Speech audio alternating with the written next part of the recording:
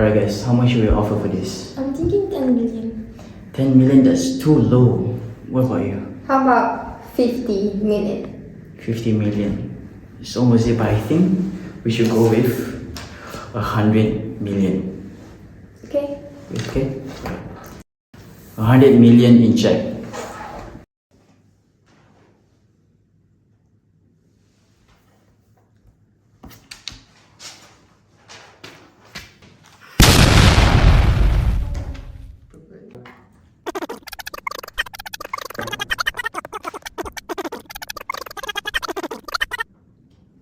So we have decided we're gonna give you in total 400 million USD dollar in Bitcoin, check, and credit card. If the team wins, we promise another 100 million. Do we have a deal?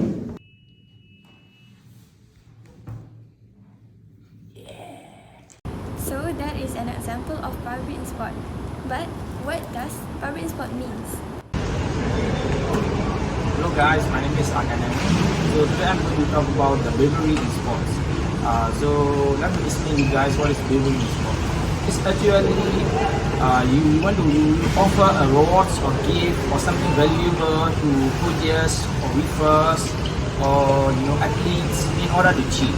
So this can include things like you want to fix the outcome of the match, or you want to make a referee to make an unfair decision, or you want to make the player underperform. So you will want what you want. Yeah, thank you. In short, bribery takes away fairness and honesty from the game, turning it into corruption instead of competition. It doesn't only hurt the players, but it also destroys the fans and the true meaning of sports. There are several forms of corruption. The first is match fixing, when players or referees are paid to manipulate the result of game, usually for illegal betting. The second is spot fixing, which targets small moments in the match, like a no ball in cricket or a goal in football, that can still bring profits to gamblers. Next is referee manipulation, where referees are bribed to make biased calls that change the game's outcome. Finally, this is beating corruption, where companies and countries pay braves to win hosting rights, broadcasting deals, or contracts. A famous example is the FIFA Bribery scandal, where officers accepted large payments from sport marketing companies and countries competing to host the World Cup. This shows corruption is not only on the field, it also happens behind the scenes. Why does bribery in sports happen? Bribery and corruption in sports, including high-profile cases like FIFA's 2022 World Cup in Qatar, usually happens because of big sum of money, power, and big accountability.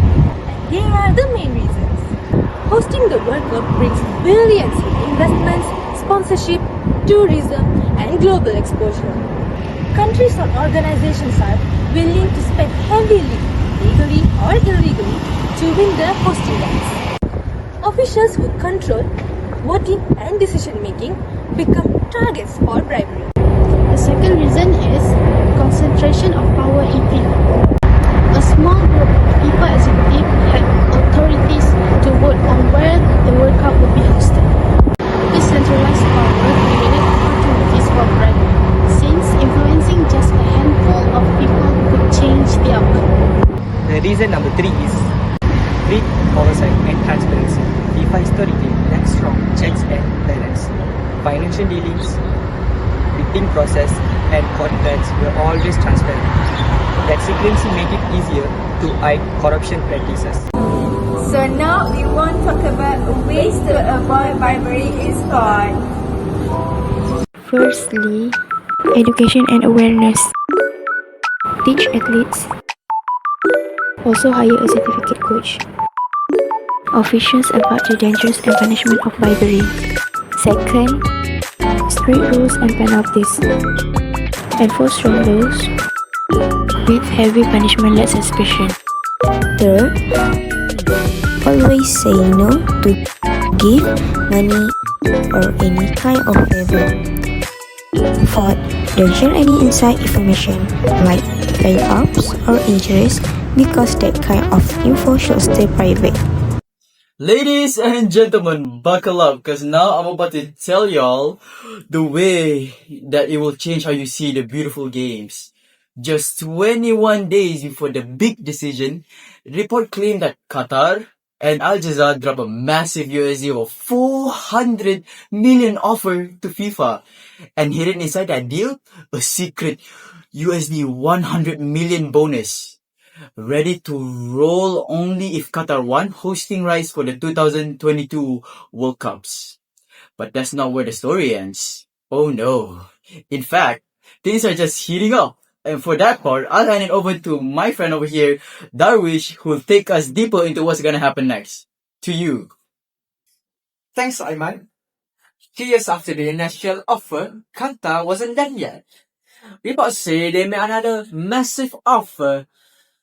This time, it was over 480 million US dollar, all for extended broadcasting right. It was a move that stunned the football world and raised even more questions about just how much influence money had in the game. When you add everything together, there's a total 880 million linked to Qatar World Cup bid. Some call it strategy, but others call it scandal. But one thing for sure, it became one most talked about moment in World Cup history. A reminder that sometimes the biggest battle in the football don't happen on the pitch, but it comes from the closed door.